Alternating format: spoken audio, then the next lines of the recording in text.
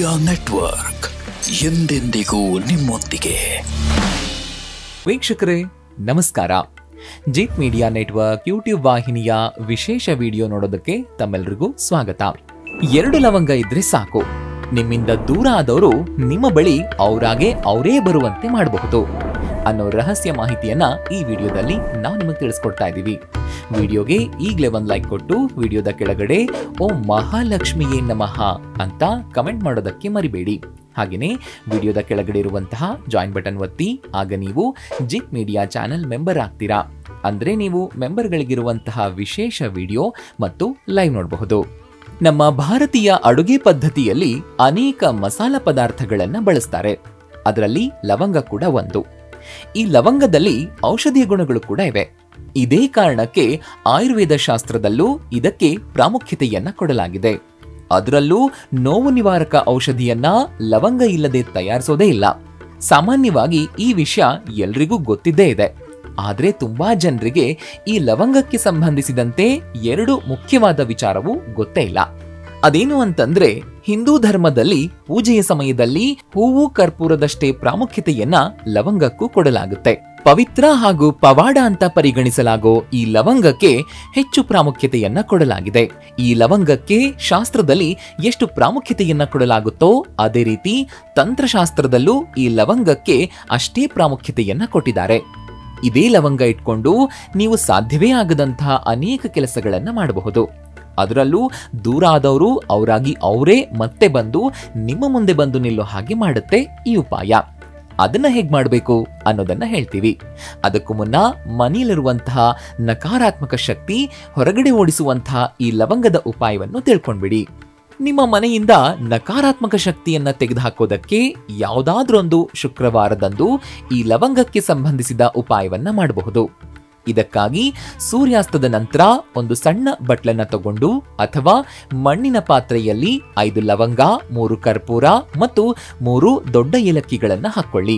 ಈಗ ಇವೆಲ್ಲವುಗಳನ್ನ ಉರಿಯಿರಿ. ಈ ಎಲ್ಲಾ ಪದಾರ್ಥಗಳು ಉರಿಯೋದಕ್ಕೆ ಪ್ರಾರಂಭಿಸಿದಾಗ ಅದರ ಜ್ವಾಲೆಗಳನ್ನ ಹರಡಿ ಮತ್ತು ಮನೆ ತುಂಬಾ ಹೊಗೆಯನ್ನ ಹರಡಿ.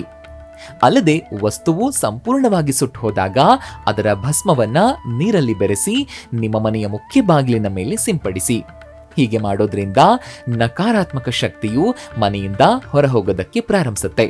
ಅಲ್ಲದೆ ಮನೆಯಲ್ಲಿ ಧನಾತ್ಮಕ ಶಕ್ತಿ ಹರಡುತ್ತೆ. ನೀವು ಈಗ ಮನೆ ಕಟ್ತಾ ಇರೋ ಚಿಂತೆಯಲ್ಲಿದ್ರೆ ಅಥವಾ ಕಟ್ಟಿರೋ ಮನೆಯಲ್ಲಿ ವಾಸ್ತುದೋಷ ಇದೆ ಅಂತ ನಿಮಗನಿಸ್ತಾ ಇದ್ರೆ ತಡ ಮಾಡಬೇಡಿ. ಒಮ್ಮೆ ಶ್ರೀ ಸುಧೀಂದ್ರ ದೇಶಪಾಂಡೆ ಗುರುಗಳನ್ನ ನಿಮ್ಮ ಮನೆಗೆ ಕರೆಸಿ ವಾಸ್ತು ತೋರಿಸಿ ಸಲಹೆಯನ್ನ ಪಡ್ಕೊಳ್ಬಹುದು. ಸರಳ ವಾಸ್ತು ಪರಿಹಾರಗಳನ್ನ ಶ್ರೀ ಸುಧೀಂದ್ರ ದೇಶಪಾಂಡೆ ಗುರುಗಳು ನಿಮ್ಮ ಮನೆ ಅಥವಾ ಕಮರ್ಷಿಯಲ್ ಸ್ಥಳಗಳಿಗೆ ಖುದ್ದಾಗಿ ಬಂದು ಭೇಟಿ ಕೊಡ್ತಾರೆ.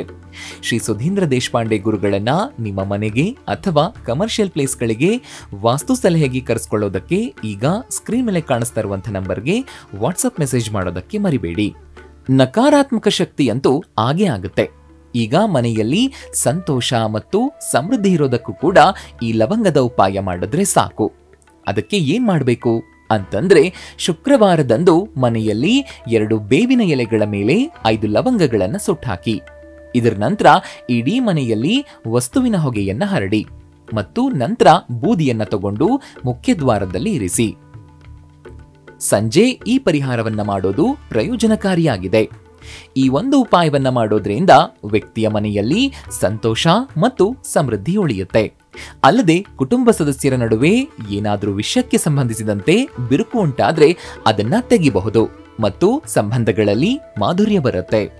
ವೀಕ್ಷಕರೇ, ನಿಮ್ಮ ಜೀವನದಲ್ಲಿ ಸಾಲ ಇರಬಾರ್ದು, ಸಾಲ ಅನ್ನೋ ಪದ ನಿಮ್ಮ ಜೀವನದ ಡಿಕ್ಷನರಿಯಿಂದಲೇ ತೊಲಗಬೇಕು ಅಂತಂದ್ರೆ, ಹಾಗೇನೆ ಜೀವನದಲ್ಲಿ ಇನ್ನೊಬ್ರು ಮುಂದೆ ಸಾಲಕ್ಕಾಗಿ ಕೈ ಚಾಚಬಾರ್ದು, ಹಾಗೇನೆ ಜೀವನದಲ್ಲಿ ನೀವು ಕೈ ಹಾಕುವಂತಹ ಎಲ್ಲಾ ಕೆಲಸಗಳಲ್ಲಿ ಗೆಲುವು ಸಿಗಬೇಕು ಅಂತಂದ್ರೆ ಶ್ರೀ ಸುಧೀಂದ್ರ ದೇಶಪಾಂಡೆ ಗುರುಗಳು ಸಿದ್ಧಿ ಮಾಡಿದ ಮಹಾಲಕ್ಷ್ಮಿ ಶ್ರೀಚಕ್ರ ಯಂತ್ರವನ್ನ ಮನೆಗೆ ಇಂದೇ ತರಿಸಿ ಪೂಜೆಯನ್ನ ಮಾಡೋದಕ್ಕೆ ಆರಂಭಿಸಿ. ಶ್ರೀಚಕ್ರ ಯಂತ್ರವನ್ನ ಬುಕ್ ಮಾಡೋದಕ್ಕೆ ಈಗ ಸ್ಕ್ರೀನ್ ಮೇಲೆ ಕಾಣಿಸ್ತಾ ಇರುವಂತಹ ನಂಬರ್ಗೆ ವಾಟ್ಸಪ್ ಮೆಸೇಜ್ ಮಾಡೋದಕ್ಕೆ ಮರಿಬೇಡಿ. ಈ ಉಪಾಯ ಮಾಡೋದ್ರ ಜೊತೆಗೆ ನೀವು ಮಾಡಬೇಕಾಗಿರೋ ಇನ್ನೊಂದು ಕೆಲಸ ಏನು ಅಂತಂದ್ರೆ, ಲಕ್ಷ್ಮೀ ದೇವಿ ಪೂಜೆ ಮಾಡುವಾಗ 5 ಲವಂಗಗಳನ್ನ ಅವಳ ಪಾದಗಳಿಗೆ ಅರ್ಪಿಸಿ. ಇದಾದ ನಂತರ ಲವಂಗಗಳನ್ನ ಸ್ವಚ್ಛವಾದ ಕೆಂಪು ಬಟ್ಟೆಯಲ್ಲಿ ಕಟ್ಟಿ ಒಂದು ಗಂಟನ್ನ ಹಾಕಿಟ್ಬಿಡಿ. ಈಗ ಈ ಗಂಟುಗಳನ್ನ ನಿಮ್ಮ ತಿಜೋರಿಯಲ್ಲಿ ಅಥವಾ ನೀವು ಹಣವನ್ನಿಡುವಂತಹ ಸ್ಥಳದಲ್ಲಿ ಇರಿಸಬೇಕು. ಶುಕ್ರವಾರ ಈ ತಂತ್ರವನ್ನ ಮಾಡೋದ್ರಿಂದ ಮನೆಗೆ ಸಮೃದ್ಧಿ ಬರೋದಕ್ಕೆ ಪ್ರಾರಂಭಿಸುತ್ತೆ. ಅಲ್ಲದೆ ಲವಂಗಕ್ಕೆ ಸಂಬಂಧಿಸಿದ ಈ ಪರಿಹಾರಗಳನ್ನ ಮಾಡೋದ್ರಿಂದ ಮನೆಯಲ್ಲಿ ಸಮೃದ್ಧಿ ಉಳಿಯುತ್ತೆ. ಇನ್ನು ಈ ವಿಡಿಯೋದಲ್ಲಿ ಹೇಳಬೇಕಾಗಿರುವಂತಹ ತುಂಬಾ ಮುಖ್ಯವಾದ ಉಪಾಯ. ಈ ಉಪಾಯವನ್ನ ತಂತ್ರವಿದ್ಯೆ ಬಳಸುವವರು ಬಳಸ್ತಾರೆ. ನೀವು ಕೂಡ ಇದನ್ನ ಮನೆಯಲ್ಲೇ ಇದ್ದು ಮಾಡಬಹುದು. ಆದ್ರೆ ಯಾವ ಕಾರಣಕ್ಕೂ ಇದನ್ನ ನಿಮ್ಮ ದುರುದ್ದೇಶಕ್ಕಾಗಿ ಬಳಸಬೇಡಿ. ದೂರವಾದವರು ಹತ್ತಿರವಾಗ್ಲಿ, ಹಾಗೆಯೇ ನಿಮ್ಮ ಮಾತನ್ನ ಕೇಳದೆ ದುಷ್ಟರ ಸಹವಾಸ ಮಾಡಿಕೊಂಡು ನಿಮ್ಮಿಂದ ದೂರ ಆಗಿದ್ದಾರೆ ಅಂತ ಅನಿಸಿದ್ದಲ್ಲಿ ಈ ಉಪಾಯ ಮಾಡಿದ್ರೆ ನಿಮ್ಮವರು ಮತ್ತೆ ನಿಮ್ಮನ್ನ ಹುಡುಕೊಂಡು ನಿಮ್ಮ ಬಳಿಗೆ ಬಂದು ಬಿಡ್ತಾರೆ. ಅದನ್ನ ಹೇಗ್ ಮಾಡಬೇಕು ಅನ್ನೋದನ್ನ ಹೇಳ್ತೀವಿ, ಕೇಳಿಸ್ಕೊಳ್ಳಿ. ಮೊದಲಿಗೆ ಈ ಉಪಾಯವನ್ನ ಶನಿವಾರದ ಸಂಜೆ ಇಲ್ಲ ಮಂಗಳವಾರದ ಸಂಜೆ ಸಮಯದಲ್ಲಿ ಮಾಡಬೇಕು. ಸಮಯ 6 ಗಂಟೆಯಿಂದ 8 ಗಂಟೆಯ ಒಳಗಡೆ ಮಾಡಿರಬೇಕು. ಈ ಉಪಾಯವನ್ನ ಒಂದೇ ಬಾರಿ ಮಾಡಬಹುದು. ಪದೇ ಪದೇ ಮಾಡಿದ್ರೆ ಈ ಉಪಾಯದಲ್ಲಿ ಯಾವುದೇ ಶಕ್ತಿ ಉಳಿಯೋದಿಲ್ಲ. ಈಗ ಅಡುಗೆ ಮನೆಯ ಡಬ್ಬಿಯಲ್ಲಿರುವಂತಹ 2 ಲವಂಗವನ್ನ ತೆಗೆದಿಟ್ಕೊಳ್ಳಿ. ಹಾಗೆಯೇ ಒಂದು ಗಾಜಿನ ಗ್ಲಾಸಲ್ಲಿ ನೀರನ್ನ ತುಂಬಿಸಿಟ್ಕೊಳ್ಳಿ. ಗಾಜಿನ ಗ್ಲಾಸು ಇಲ್ಲವಾಗಿದ್ದಲ್ಲಿ ನೀವು ಉಪಯೋಗಿಸುವ ಯಾವುದೇ ಗ್ಲಾಸ್ ತೆಗೆದಿಟ್ಕೊಂಡ್ರೆ ಸಾಕು. ಈಗ ಇದನ್ನ ಇಟ್ಕೊಂಡು ಕೆಳಗೆ ಕೂತ್ಕೊಳ್ಳಿ. ಈಗ ಈ ತಂತ್ರದ ಮೇಲೆ ನಂಬಿಕೆ ಇಟ್ಕೊಂಡು ನಿಮ್ಮ ಬಳಿ ಇರುವಂತಹ 2 ಲವಂಗವನ್ನ ಗ್ಲಾಸ್ನಲ್ಲಿರುವಂತಹ ನೀರಿಗೆ ಹಾಕ್ಬಿಡಿ. ಈಗ ಆ ನೀರನ್ನ 2 ಅಂಗೈಯಲ್ಲಿ ಹಿಡ್ಕೊಳ್ಳಿ. ಅದನ್ನ ನಿಮ್ಮ ಬಳಿ ತಂದು ನೀವು ಯಾವ ವ್ಯಕ್ತಿ ನಿಮ್ಮ ಬಳಿ ಬರಬೇಕೋ ಅವ್ರ ಹೆಸರನ್ನ ಹೇಳಬೇಕು. ಈಗ ಒಂದು ಶಕ್ತಿಶಾಲಿಯಾಗಿರುವಂತಹ ಮಂತ್ರವನ್ನ ಹೇಳಿ.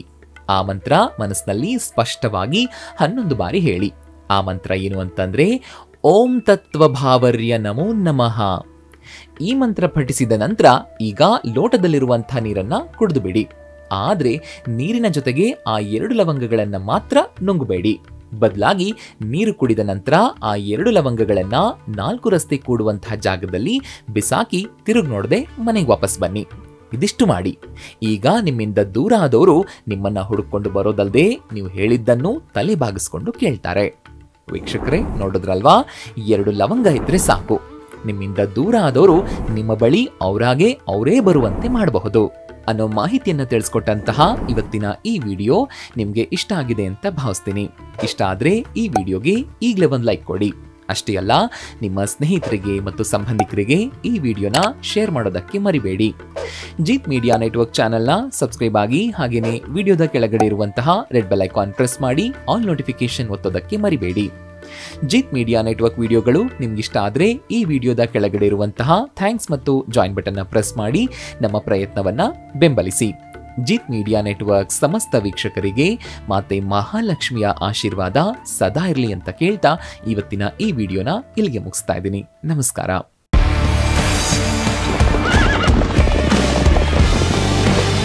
ಜೀತ್ ಮೀಡಿಯಾ ನೆಟ್ವರ್ಕ್ ಎಂದೆಂದಿಗೂ ನಿಮ್ಮೊಂದಿಗೆ.